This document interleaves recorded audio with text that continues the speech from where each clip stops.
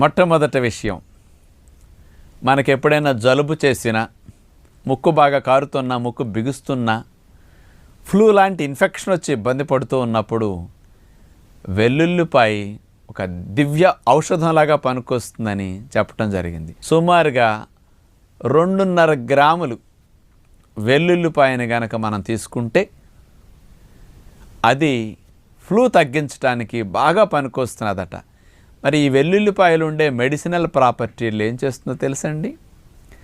మన శరీరంలో రక్షక దళాల్లో టీ కణాలు, లింఫోసైట్స్లో టీ లింఫోసైట్స్ అంటాం కదా, ఈ T helper cells, T killer cells ఇట్లాంటివి ఉంటాయి. ఈ టీ కిల్లర్ సెల్స్ని బాగా ఈ వెల్లుల్లిపాయలో ఉండే మెడిసిన్ వెళ్ళి స్టిమ్యులేట్ చేస్తుందట.